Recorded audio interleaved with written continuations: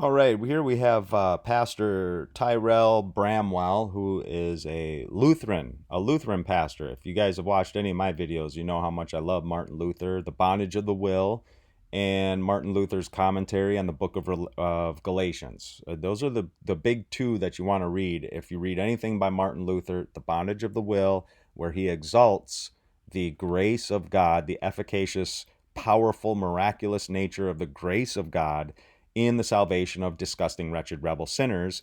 The Bondage of the Will by Martin Luther is not about the bondage of the human will. That's a secondary, if not a tertiary issue. His primary issue is to exalt the grace of God, the power of the grace of God in the salvation of disgusting, wretched, rebel sinners. And versus, man's power of contrary choice, free will nonsense. That's why he calls it the bondage of the will. But also his commentary in the book of Galatians. So I have a tremendous amount of respect for my Lutheran brothers in Christ. But Tyrel Bramwell is going to, the popular idea of the rapture is wrong. So basically, he's just going to deny a rapture altogether. He is what he's talking about here is the dispensational futurist idea of a pre-trib rapture of the church, which they teach is a temporally separate event than the second advent. They are not. They're the same event. So here I have the 5 main false teachings of the Dispensational Futurist Eschatological system. Number 1, pre-trib rapture, followed by a mythical 7-year period of great tribulation, taken from a false interpretation of Daniel 9, 24 through 27. And 3, the rise of a future Mr. Diabolical only during this mythical 7-year period of tribulation, only after a mythical pre-trib rapture. And then number 4, modern nation state that calls itself Israel has a pivotal role to play. And 5, that the millennial reign will be on the earth. It will not be on the earth. It will be in heaven for 1,000 years, not on the earth. Christ and his saints will reign in heaven, not on the earth. So I also dispute the dispensational futurist eschatological system. But we see in 1 Thessalonians 4 a rapture being talked about. A rapture. Okay? So let's go to the main text here. 1 Thessalonians 4, 13 through 18. So 1 Thessalonians 4, 13 through 18. There's 3 main things I want to point out here in 1 Thessalonians 4, 13 through 18. 3 main things. Now notice, this is the ESV that I'm using. And the ESV even has a heading here, but obviously this is not original to the text. But it has a heading. The coming. See that word? Coming? The Greek term is parousia. Parousia. The coming of the Lord. And it refers to the second coming, the second advent, right? You got the first advent, which took place in the 1st century AD. Jesus was crucified in 30 AD. I think that's the best date for the crucifixion of Christ, personally, 30 AD. And then, he was crucified, died, buried, resurrection, ascended into heaven.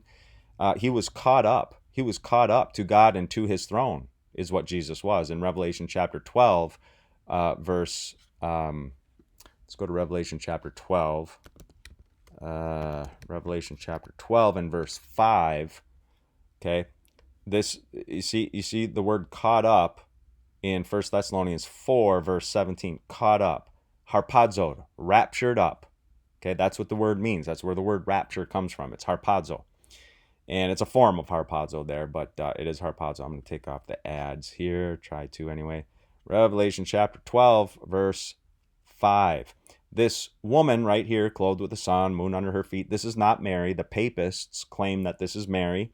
This is not Mary. This woman is Israel, also known as the church of the Old Testament. The church of the Old Testament, the woman. She gave birth, down here in verse 5, she gave birth to a male child. Now, this male child is the Messiah because he rules all the nations with a rod of iron, or his is to rule all the nations with a rod of iron. That is the Messiah. Her child was caught up. Notice that? Caught up to God and to his throne. Raptured up to God and to his throne.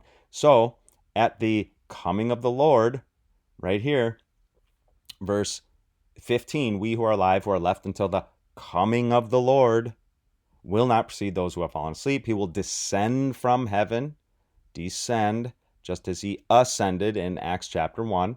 Acts chapter 1, verses 9 through 11.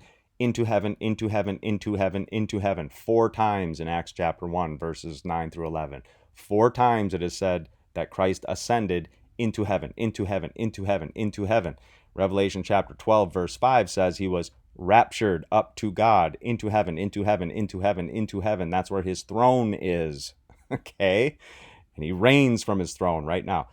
So he will descend from heaven at the coming of the Lord, the second advent, and the dead in Christ will rise first. There's the resurrection of the saints right there. Very important, just like 1 Corinthians 15 talks about, hey, if Christ not be raised, then we're not raised, and all this stuff. And Paul goes through, but Christ has been raised, the first fruits. And so the first fruits of those who rose from the dead, and then at his coming, those who belong to Christ. At his coming, the coming of the Lord, the dead in Christ will rise, and then we'll be caught up, raptured up together. Notice how this is all the same event. The second advent, the resurrection of the dead, and the dead saints, not the wicked dead at this time, and raptured up together with them, because Jesus himself was caught up to God and to his throne at his ascension. Maybe we should just look at the ascension real quick. Let's look at the ascension. Acts 1, verses 9 through 11. Okay? Watch this now. When Jesus had said these things, as they, his disciples, were looking on, he was lifted up, and a cloud took him out of their sight. Notice, lifted up, a cloud took him.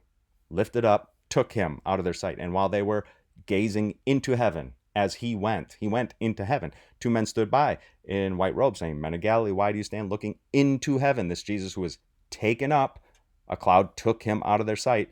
As they were looking on, he was lifted up. This Jesus who was taken up from you into heaven will come in the same way you saw him go into heaven. So 1, into heaven, into heaven, into heaven, into heaven. 4 times there.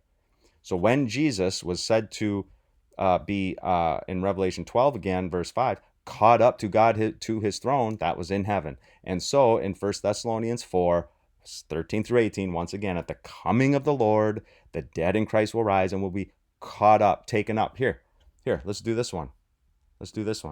John 14, 1 through 3. Notice, these are not temporally separate events. They're all the same event. Right? Jesus says, let not your hearts be troubled. You believe in God, believe also in me. Let me get that. There we go. In my Father's house are many. In my Father's house. Where's my Father's house? I go to prepare a place for you. Where's that? Into heaven, in heaven, in heaven, in heaven. Again, if I go and prepare a place for you in heaven, I will come again and will take you to myself, that where I am, you may be also. Where was he going? Again, he was caught up to God and to his throne, into heaven, into heaven, into heaven, into heaven. Acts chapter 1, verses 9 through 11. Okay? This is not rocket science.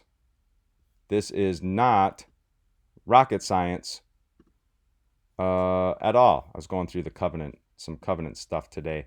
But he wants to deny the rapture altogether just because of a false pre-trib rapture of the dispensational futurists. That's the problem here. That's the problem. And in throwing out dispensational futurism, you're proverbially throwing out the baby with the bathwater, okay? You don't want to throw out what the text actually says. Raptured up, just like Jesus was raptured up to God and to his throne at his ascension. So the church and all the resurrected saints, when Christ returns, will be raptured up at his second advent. No one will be left alive on the earth. No one. They will all, because Jesus, he returns, he descends with his holy angels, slaying all the wicked who are living at the time, all who will have the mark of the beast. Matthew chapter 13, the parable of the wheat and the tares, or the wheat and the weeds. Okay, Matthew 13, 24 through 30 and 36 through 43. The reaping angels, Revelation 14, verses 14 through 20. The reaping angels. Jesus returns to tread the winepress of the fury of the wrath of God. Okay. Anyway, so that's what I fear, that the pastor here, Lutheran pastor Tyrel Bramwell, is just denying a rapture altogether because of the myths of a dispensational futurist eschatological system, which is wholly nonsense. Anyway, I hope this is helpful, substantive. Just a quick review of the ascension of Christ, the rapture, the second advent. A lot of stuff in there. There's a lot more we could say. Let me know what you think about all that down below. Lord willing, we'll talk to you soon. Soli Deo Gloria.